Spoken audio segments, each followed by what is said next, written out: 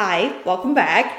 I know I have explaining to do in regards to why this video is so late. There's literally one reason. I knew nothing of Rare Beauty until I started seeing the hundreds of reviews pop up into my feed a couple of weeks ago. And I watched one review fully, and that was Amanda Z's. And I felt like, I could probably pick up a couple of things and be happy with them. And then all of a sudden, I just started getting comment after comment, message on Instagram from you all asking me to review Rare Beauty. And I understand why. It's a very minimal concept. There's a couple of cream liquid products. It's up our alley, and I totally get it. So I'm here to break that down pretty quickly for you today. So let's do it. I'm just going to say this. If I don't get compliments on my Carmela Soprano vibe today, I'm done. I ended up purchasing 5 products, and I'm going to go ahead and lay out the ones that I bought. Of course, the foundation, the concealer, the cream matte blush. There's a cream or a liquid. There's a liquid matte and a liquid dewy version. I only got the matte because that's more my vibe when it comes to liquid blushes. The illuminator and the lip balm / lipstick. So those are the 5 products that I'm going to be talking about today. Everything else just seemed like I could do without. It is 5 p.m. I'm filming this very late, but I need you to know that I have not touched up my makeup, and I have been out wearing a mask all day, literally from 9 o'clock this morning up until now. I'm home now filming this because I wanted you to see what my skin looks like, and I wanted to give you, like a real feel for how this has held up on my face. So let's talk about the foundation first. I'm mainly just going to be talking about this formula-wise. I will tell you that I purchased the shade 190W. It's a pretty good match for me. It is a slightly yellow, but better yellow than pink with my skin tone. So 190W, it's a pretty good match for my skin tone. Immediately, right off the bat, I noticed that the formula on this was much identical, very similar to the old school Bare Minerals Bare Skin Serum Foundation. If you guys remember that foundation, it was very watery, very liquidy, but at the same time, it's almost like it was pigment suspended in water. So formula-wise and texture-wise, this foundation really reminds me of something of the Bare Skin Serum Foundation. If you guys remember, Cover FX had those custom cover drops a few years ago, very similar to that. It's a very thin, watery formula, but it does pack a punch with pigment. This foundation has coverage. Coverage-wise, I've really been enjoying it because I do feel it is versatile. You can go from a nice sheer coverage to a full coverage with this formula. And I've been enjoying that recently because, as most of you know, I'm having a really terrible rash moment underneath this, a lot of redness going on. So I'm using a bit more coverage than what I generally would. And I really do appreciate a versatile formula that I can go from sheer to full with. Now let's talk about the texture of this foundation. This is a very satin to matte finish foundation, which generally is not up my alley. And since my skin right now has way more texture than what I'm used to, because I do have that rash going on my skin, I'm getting a lot of textured bumps. My skin is drier than usual, and it's really textured if you look close up. And so I'm trying not to be too judgmental when it comes to this formula. And honestly, I have to say, for all of the stuff that's going on my face right now, I'm looking at my face in the mirror. It's 5 o'clock. I have had this on for 6 hours now. It looks pretty good. If you're someone that has combination to normal skin, normal to combination, I think you'll really enjoy the formula on this. It's really hard for me to say for those of you who have textured and drier skin because that is my skin type. There's been a couple days where I've worn it, and I will say on those days I didn't really wear a ton of makeup. So you look a little bit more fresh when you got the full face going on here. Like today I'm looking at it and I think it looks beautiful after a 6-hour wear. But there were a couple days where I really felt like it got a little crepey underneath my eyes. And then that brings me into my next product. I feel like it might have been the concealer. So before I move into the concealer, really quickly, I want to finish up with a review on this.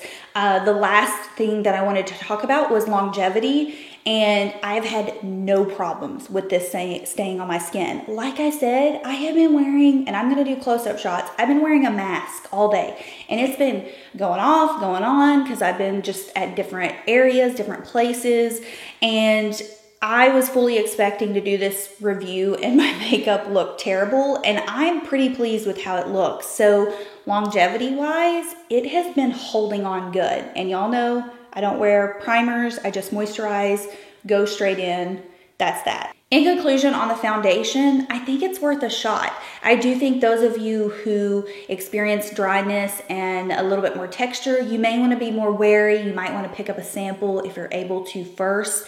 But overall, pretty skin-like, especially to be a satin to matte finish, and wonderful longevity on me, even with the problems I've got going on right now. Let's get into the concealer. I'm just gonna be completely honest, like straight off the bat, I just feel for me personally, this is unnecessary.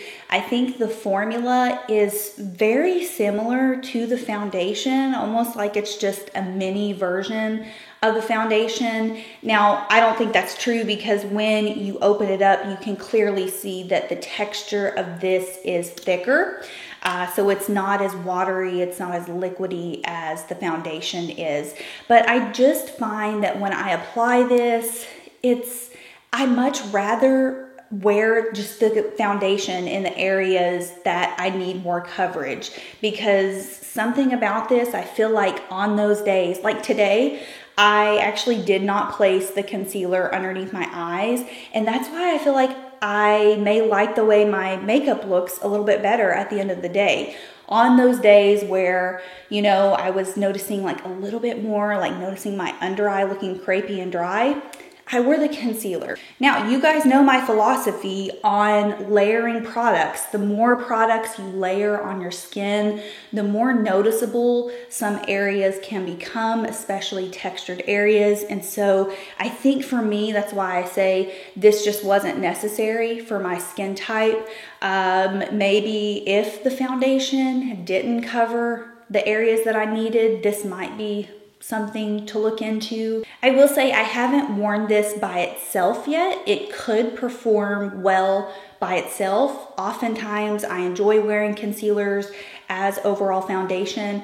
I haven't really had the opportunity to try that out yet. And I will say I've been wearing these products for over a week now, and I just don't think the concealer is essential for me. If you're a concealer person, you may enjoy it. I just didn't find it to be you know, like explosive. I didn't find it to really blow me away when I wore it. And I did buy it in the shade 180W, just a half a shade or a full shade down from the foundation. And I think it was a good match just to give me a little bit of brightness. But overall, it wasn't my favorite. Let's talk about this little beauty right here. This is the liquid blush in the shade Bliss, and I got the matte formula. She has a matte formula and a dewy formula. So they're both liquid blushes, but they just have different finishes. I only chose the matte formula because in a liquid blush, I tend to like something that is a little bit more matte.